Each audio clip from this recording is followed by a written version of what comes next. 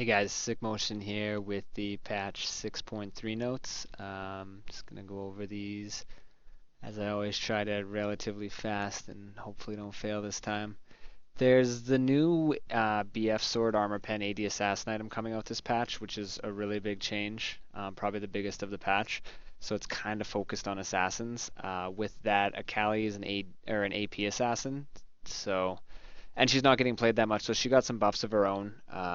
Energy restore rate on Q is 40 at all ranks rather than scaling up to 40. That's actually a pretty nice change for her early laning. It'll let her spam her E more often by getting more energy back from her Q.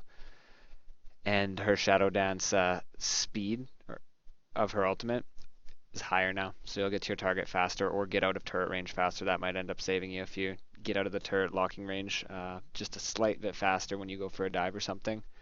They changed Alistar. This is actually a pretty big change as well. They changed it so his headbutt pulverize combo is no longer takes any skill. You just buffer the Q. You just push Q in the middle of the W, and you'll always do the combo. So I guess they felt they need to change that and take away the having to know how to do the mechanic and change it to just having to push all your buttons. So it'll be a lot easier for people with inconsistent ping as well.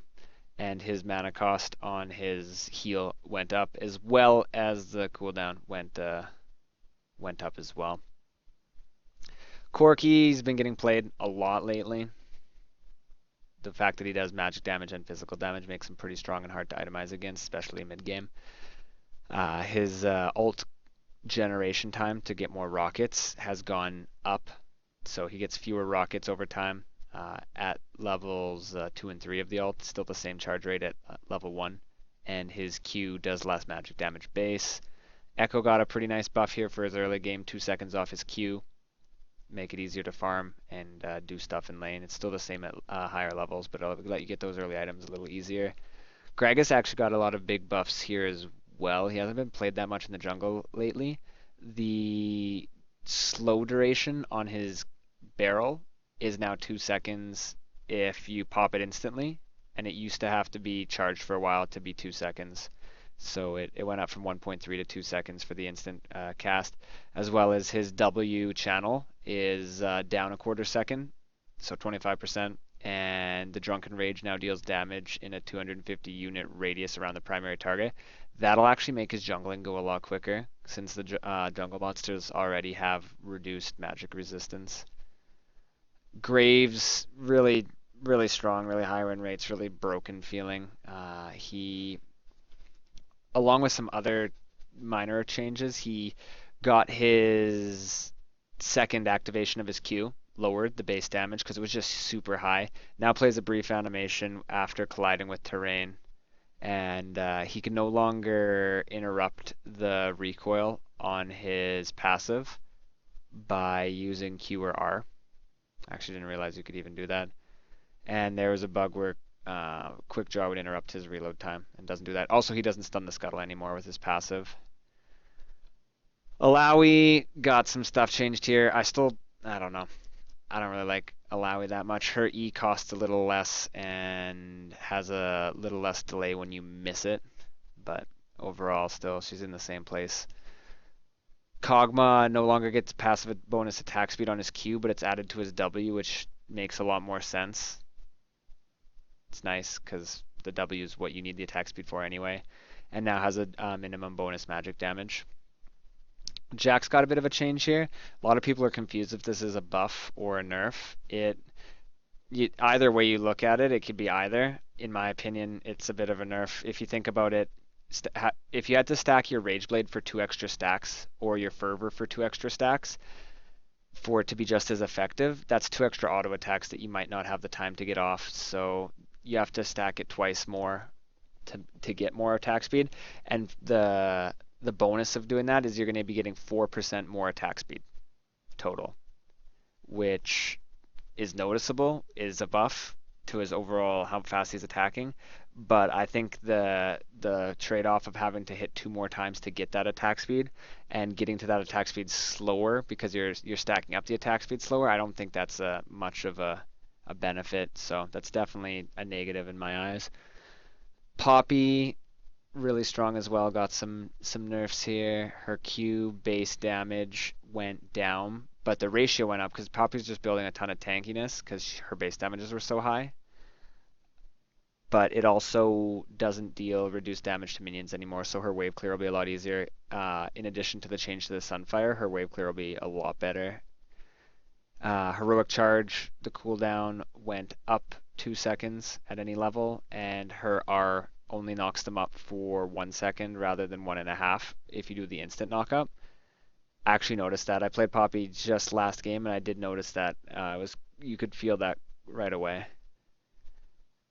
Rengar no longer lands just short of the target, and his Bola Strike now is cast slightly behind him when cast from leaping. And there was also a bug that they fixed with him. This is a really big change. They kind of gutted Rise. The way you could just get into your passive and the machine gun off spells, depending on how long you're in your passive for, which was dependent on what your Q level is, which is still going to be the governing factor for how long you're in your passive. But now you can only cast a certain number of spells. So you still only get into your passive for a finite time there, but you also only get 5 spell casts. From this, they're able to lower the cast or the cooldown of his ultimate because he's able to not get it up faster by casting a ton of spells since now it's limited. So really, this is going to be coming up just as fast as it used to be pretty much. And when he's in his passive, he's going to feel far weaker. I really don't enjoy playing Rise too much, and I really don't like playing against Rise. He's a very unfun feeling champion to play against. So that change, he'll still be playable, but it really did gut his potential. This is a pretty big change to Xin here.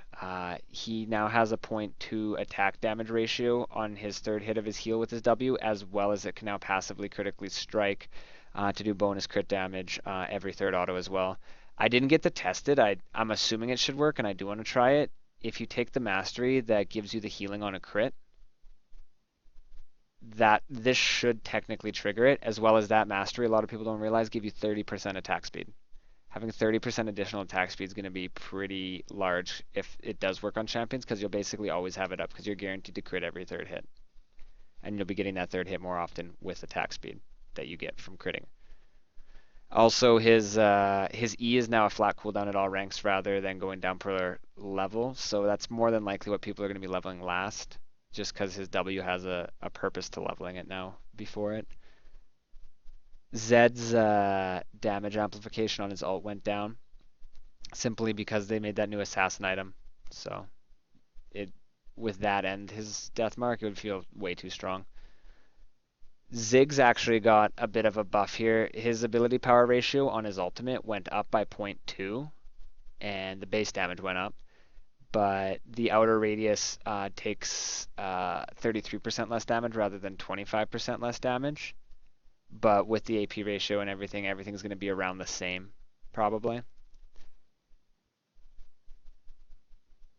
But that's I haven't seen a Ziggs in a while, so it's a nice buff for him. And here's the new AD Assassin item. It's pretty strong. It builds out of a BF sword and a serrated dirk, the armor pen item. Gives you 75 AD, 5% bonus movement speed, which is really helpful for assassins to get in and get out. The armor pen on it, of course, and the passive has a 2-minute cooldown and applies on basic attacks. So if you're attacking them, it will apply. You can't choose to, it's not an active, you can't choose to either turn it on or turn it off, or have it apply or have it not apply. It's going to apply if you auto attack them. But basically after 2 seconds, it deals physical damage equal to 90 plus 25% of the target's missing health. And if you get a kill or assist on that target that you've marked before it detonates, the cooldown is refunded. To clear this up, it's not a kill or assist will refresh the cooldown on this item. It's a kill or assist before the item that you've already applied detonates on that target, aka the passive actually hasn't done the damage. You'll get it refunded. But if it goes off and then you kill that person, you're not getting it refunded. But that's quite a lot of extra damage.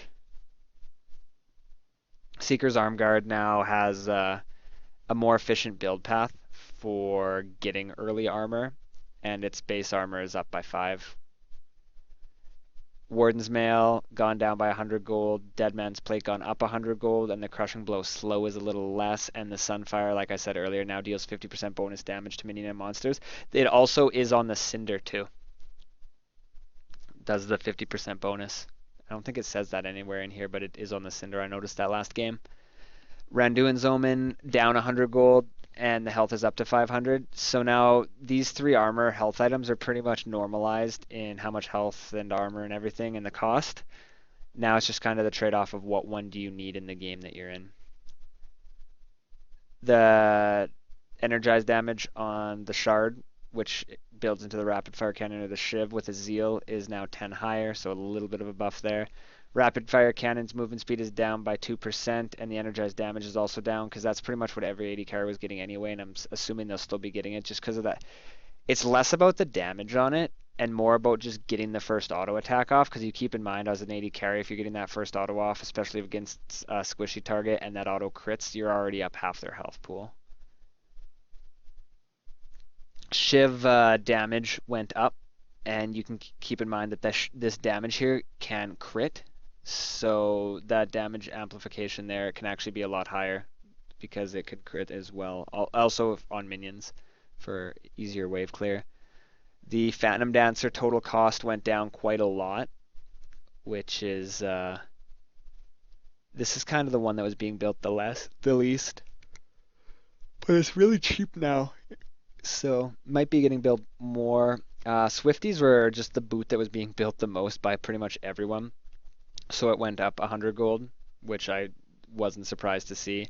Ionian boots and mobility boots also did. I haven't seen mobility boots that often just because they're building Swifties anyway, but now the mobilities also give you an extra 10 out of combat movement speed.